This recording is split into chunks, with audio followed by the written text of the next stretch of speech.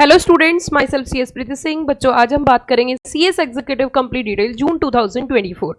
आज एक ही वीडियो से आपको अटेम्प्ट के लिए जून 2024 जो एग्जाम आपको देना है उससे पहले सारी फॉर्मेलिटीज सब कुछ आपको एक ही वीडियो से पता चलेगा।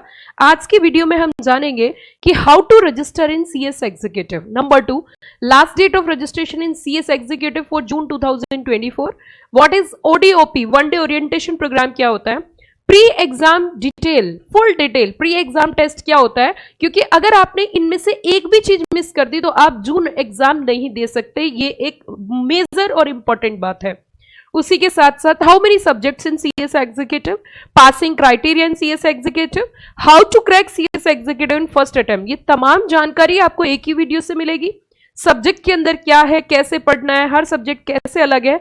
ऐसा मैं मानती हूं एज ए प्रोफेशनल कि अगर आप सीएस एग्जीक्यूटिव में आ चुके हो और आप जून 2024 एग्जाम देना चाहते हो तो आप ब्ला ब्ला वीडियोस ना देख के एक ही वीडियो देखें और सारी जानकारी एक ही वीडियो से जुटाएं। और ऐसा मुझे लगता है क्योंकि ये वीडियो बहुत छोटी नहीं होती, लंबी वीडियो रहती है, तो आप वीडियो को लास्ट तक अगर देखोगे तो आपकी सारी प्रॉब्लम सॉल्व हो जाएंगी A to Z।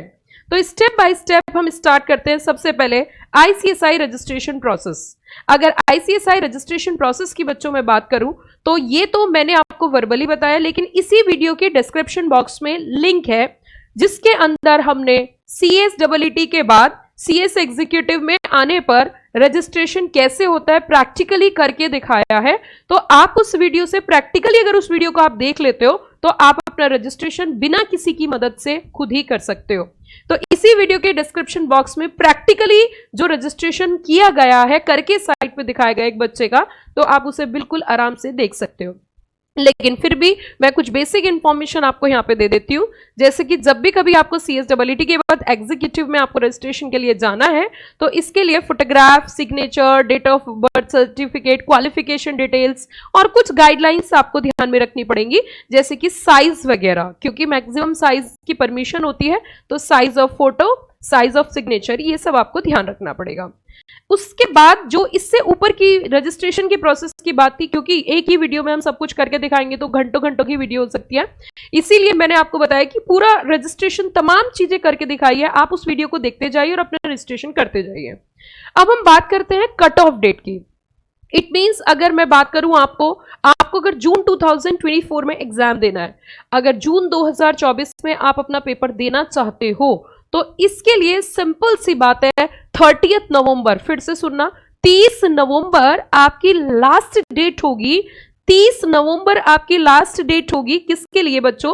30 नवंबर आपकी लास्ट डेट होगी अगर आप बोथ मॉड्यूल्स देना चाहते हो। इट मीन्स अगर आप दोनों मॉड्यूल्स देना चाहते हो तो आपके लिए जो बोथ मॉड्यूल के लिए एग्जीक्यूटिव जून सेशन के लिए आपको 30 नवंबर तक रजिस्ट्रेशन करा लेना है। दूसरी चीज, अगर आप सिंगल मॉड्यूल देना चाहते हो, लाइक एक ही ग्रुप देना चाहते हो जून 2024 में, तो इसके लिए फिर 31 जनवरी जो है वो लास्ट डेट होगी जून अटेम्प्ट में अपीयर करने के लिए। ये एक बहुत इंपॉर्टेंट बात मैंने आपको बताई कि अगर आप 30 नवंबर तक रजिस्ट्रेशन करा लेते हो तो नेक्स्ट ईयर मतलब जून 2024 में एग्जाम बोथ ग्रुप दे सकते हो, और 31 जनवरी तक अगर कराते हो तो सिंगल ग्रुप ही दे पाओगे। अब हम थोड़ी सी फीस की बात कर लेते हैं कि फीस की डिटेल्स क्या है।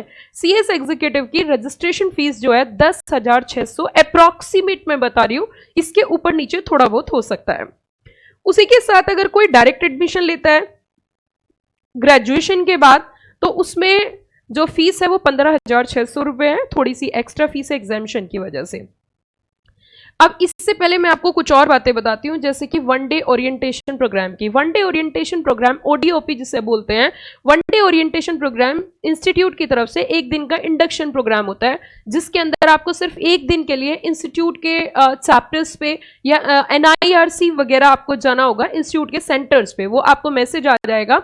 आप वहां पर जाकर, एक दिन का प्रोग्राम होता है, ICSI की तरफ से मैसेज आ जाता है, आप वहां पर जाकर वो प्रोग्राम अटेंड कर सकते हैं। सिंगल डे का प्रोग्राम होता है जिसे बोलते हैं वन डे ओरिएंटेशन प्रोग्राम, नाम ही वन डे है।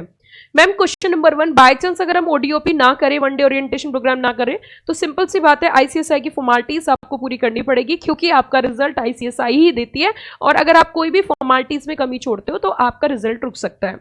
तो इसीलिए आप कोई भी ऐसी प्रॉब्लम क्रिएट ना करो जिससे आपका रिजल्ट रुक जाए, आप एग्जाम ना दे पाओ। या तो रिजल्ट रुक सकता है या फिर आपका एग्जाम फॉर्म ही नहीं फिल होगा, तो आप एग्जाम ही नहीं दे पाओगे।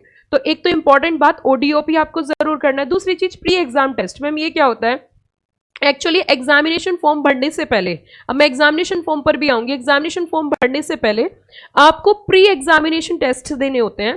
प्री एग्जाम टेस्ट क्या होता है कि पोर्टल पे, आईसीएसआई के पोर्टल पे www.icsi.edu जो स्टूडेंट स्मैश आईडी वगैरह आपकी होती है वो डाल के आपका एग्जाम होता है, और उसमें बहुत सारे अटेम्प्ट्स बच्चों को मिलते हैं, तो वो एक एग्जाम टेस्ट होता है, वो भी देना आपको बेहद जरूरी है। अगर आपने गलती से भी प्री एग्जाम टेस्ट, उसका result hand to hand show हो जाता है, अगर आपने प्री एग्जाम टेस्ट ऑनलाइन ही होता है वो आपके सिस्टम पे, आपने नहीं दिया तो भी आप एग्जाम नहीं दे सकते, क्योंकि इंस्टीट्यूट आपको रोक सकती है। अब तीसरे मुद्दे पे मैं आती हूं, अगर आपको जून 2024 में अपना पेपर देना है तो 25 मार्च जो है वो आखिरी अंतिम तिथि है, लास्ट डेट है कि आपको अपना एग्जामिनेशन फॉर्म भरना होगा। मैम हम थोड़े से कंफ्यूज हो रहे हैं, कंफ्यूज होने की बिल्कुल जरूरत नहीं है। रजिस्ट्रेशन एक अलग चीज है, एग्जामिनेशन फॉर्म एक अलग चीज है। रजिस्ट्रेशन आपका 5 साल के लिए वैलिड होता है। एग्जीक्यूटिव में आपने अगर एक बार रजिस्ट्रेशन करा लिया तो 5 साल तक आप पेपर दे सकते हो, लेकिन जब भी आप एग्जाम दोगे तभी आपको एग्जामिनेशन फॉर्म जरूर भरना होगा। मैं यहाँ पे इस बात पे इतना ज्यादा फोकस, इतना ज्यादा हाईलाइट इसलिए कर रही हूँ क्योंकि CSEET में आपको एक ही फॉर्म भरना था, लेकिन यहाँ पे एक फॉर्म से काम नहीं चलेगा। रजिस्ट्रेशन एक अलग चीज है, एग्जामिनेशन फॉर्म अलग है।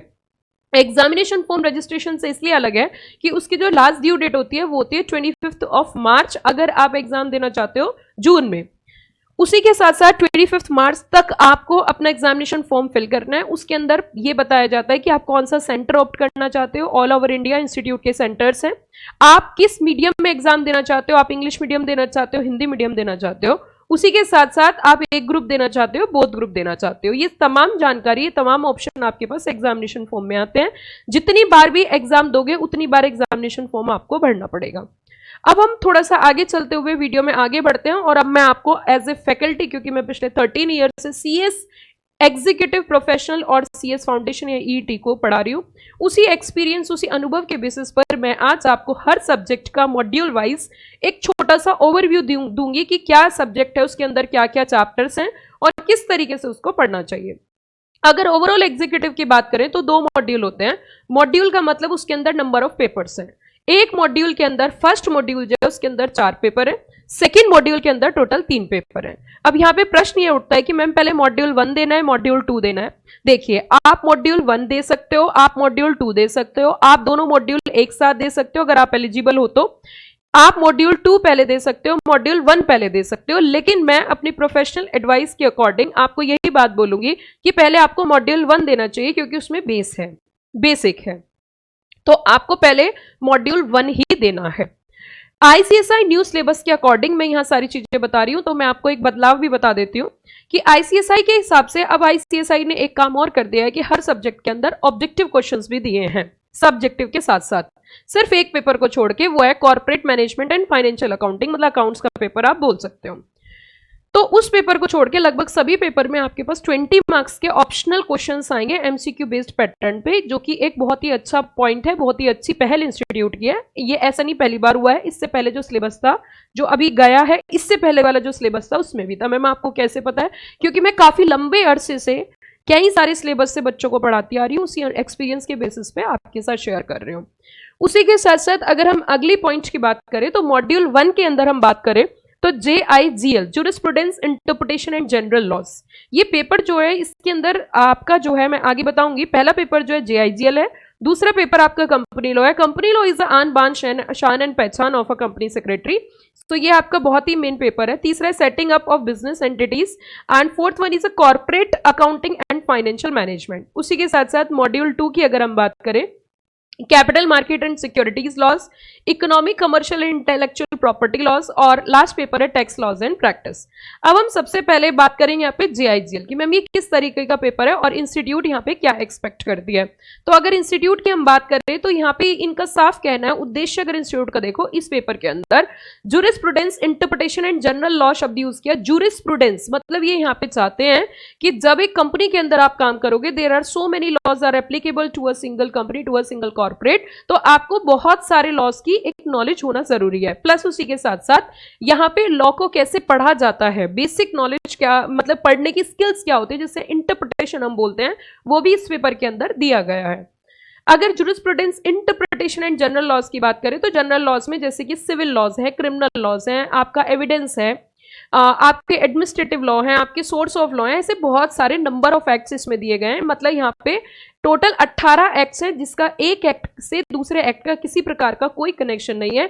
इंस्टीट्यूट का एकदम साफ उद्देश्य है, जैसे आपने देखा होगा कि अब तो जेल में जाना पड़ेगा, जेल की रोटी खानी पड़ेगी और जेल का पानी पीना पड़ेगा। इट मींस हम कह सकते हैं यहाँ पे एक मेन मुद्दा ये उठता है कि हम जो यहाँ पे बात कर रहे हैं, हमारा जो यहाँ पे मुद्दा चल रहा है कि मैम अब तो जेल में जाना पड़ेगा, तो एक कंपनी सेक्रेटरी को बहुत सारे कानून की जानकारी होना जरूरी है। बेलेबल ऑफेंस क्या होते हैं, नॉन बेलेबल ऑफेंस क्या होते हैं, पुलिस बिना वारंट के अरेस्ट कैसे कर सकती है, या कहाँ पे वारंट की जरूरत पड़ती है, बहुत सारी चीजें आपको यहाँ पे सिखाई जाएंगी। एविडेंस के बारे में, भारतीय संविधान के बारे में, तो तमाम जानकारी आपको यहाँ बेसिक लॉज की आपको पता चलेगी।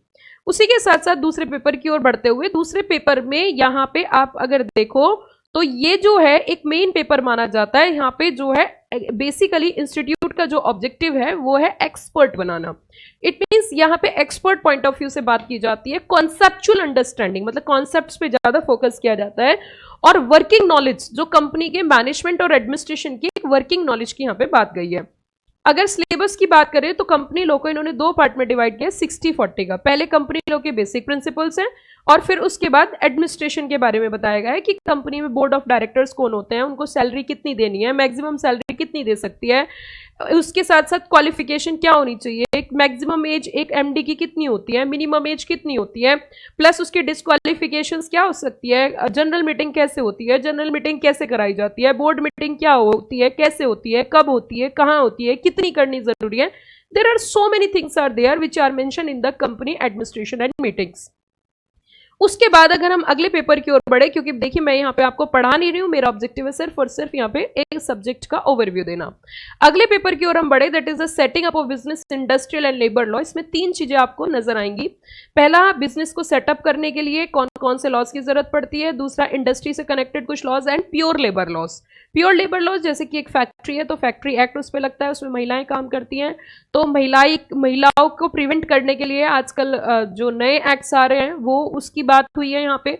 उसी के साथ साथ PF, gratuity, bonus, and there are so many laws which are applicable to the labour and जो लेबर वेलफेयर के लिए हैं, तो वो भी यहाँ पे आपको सिखाया जाएगा।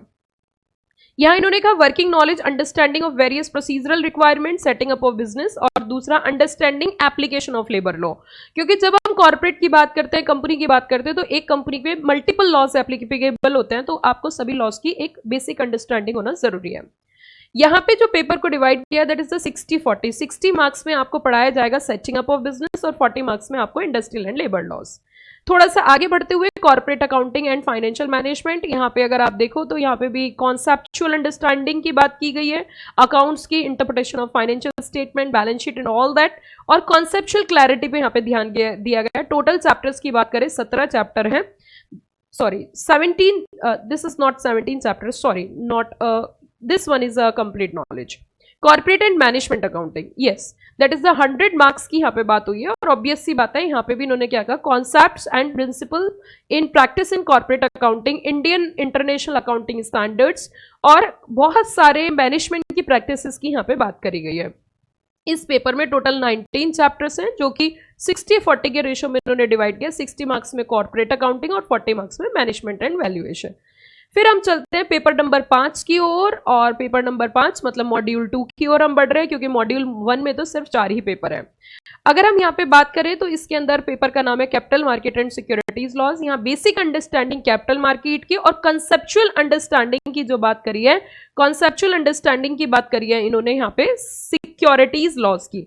क्योंकि जब एक कंपनी की हम बात करते हैं तो there are so many laws are applicable to that particular corporate, जो लिस्टेड कंपनीज होती हैं, तो उनकी इन्होंने कॉन्सेप्चुअल अंडरस्टैंडिंग की बात करी है। वहीं अगर बेसिक की बात करें तो वो कैपिटल मार्केट के लिए इन्होंने बोला है।